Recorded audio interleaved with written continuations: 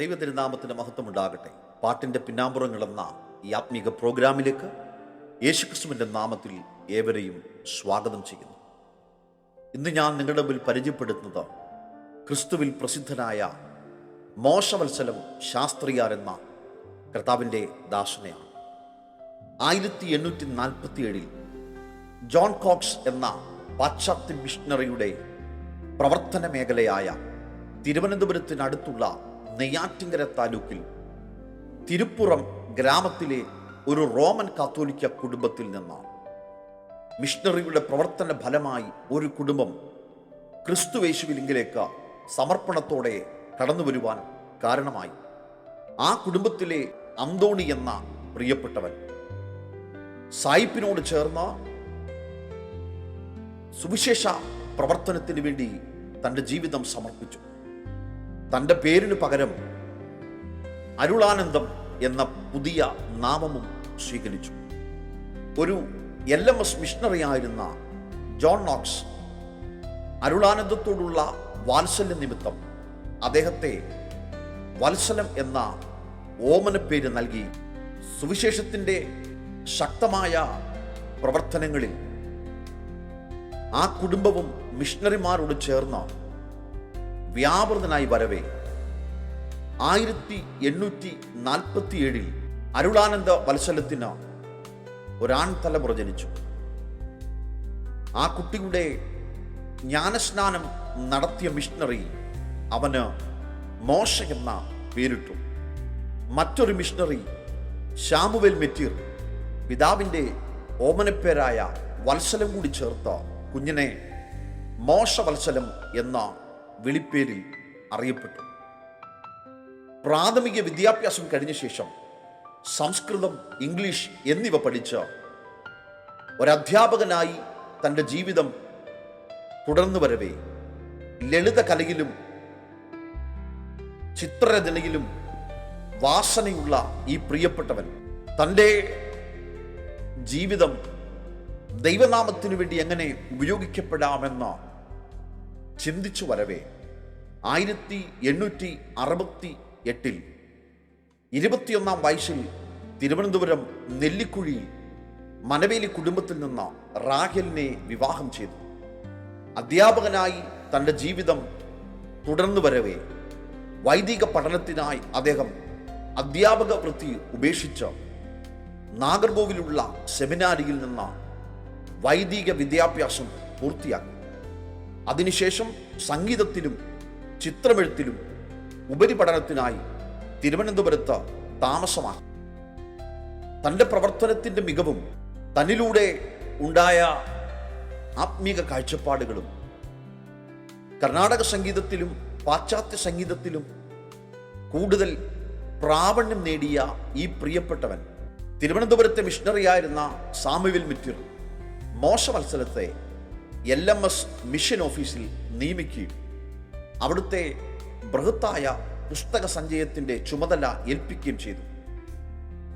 അവിടെ വെച്ച് ഇംഗ്ലീഷിലും സംസ്കൃതത്തിലും തമിഴിലും നിരവധി അപൂർവ ഗ്രന്ഥങ്ങളുമായി പരിചയപ്പെടുവാൻ അദ്ദേഹത്തിന് ദൈവം അവസരം നൽകി.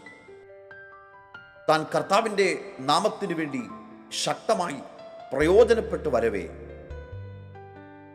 തൻ്റെ ആത്മീക ശുശ്രൂഷകളിൽ ഉപയോഗിക്കപ്പെടുമ്പോൾ തന്നെ നിരവധി ഇംഗ്ലീഷ് ഗാനങ്ങൾ മലയാളത്തിലേക്ക് തർജ്ജിമ ചെയ്യപ്പെടുവാനും കാരണമായി.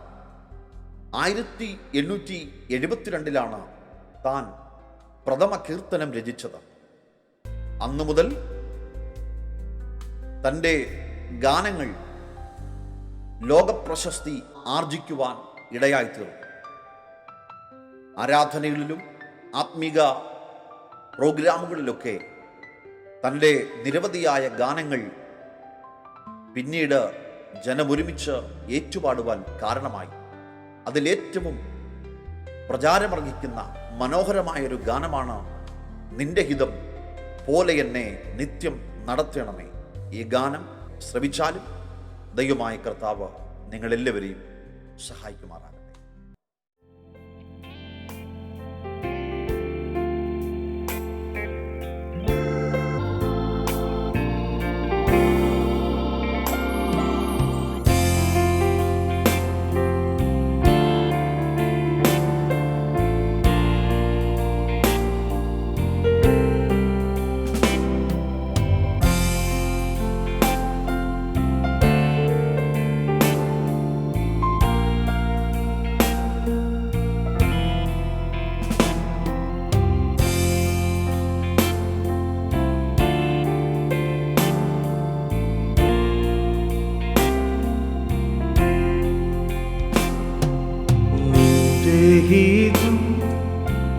പോലെ എന്നെ നിത്യം നടത്തിയിടണം. നിന്റെ ഗീതം പോലെ എന്നെ നിത്യം നടത്തിയിടണമേ. എൻ്റെ ഗീതം പോലെയല്ലേ എൻ പിതാവേ, എൻ യഹോവേ. എൻ്റെ ഗീതം പോലെയല്ലേ എൻ പിതാവേ, എൻ യഹോവേ. നിന്റെ ഗീതം പോലെ എന്നെ നിത്യം നടത്തിയിടണമേ.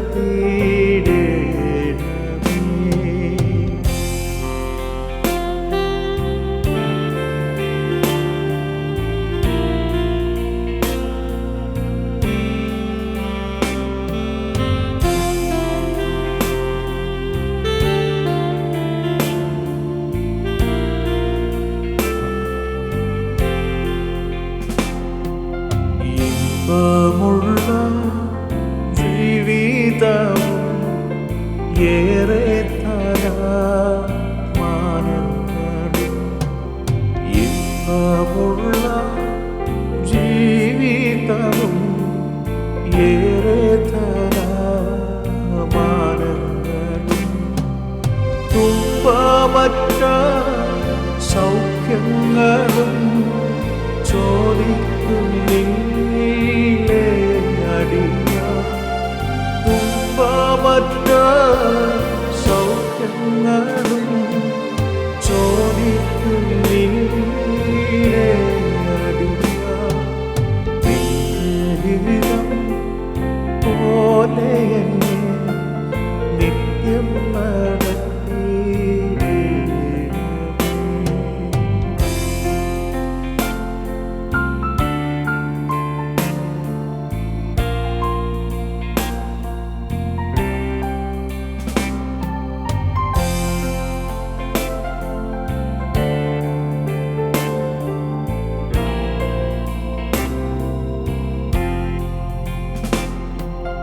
അഗ്നിമേഘ കൂടുകളാ അടിയാനെ നടത്തി. അഗ്നിമേഘ കൂടുകളാ അടിയാനെ നടത്തി. അനുദിനം കൂടെയിരുന്നു അപ്പനെ കടാക്ഷിക്കുക. അനുദിനം കൂടെയിരുന്നു അപ്പനെ കടാക്ഷിക്കുക.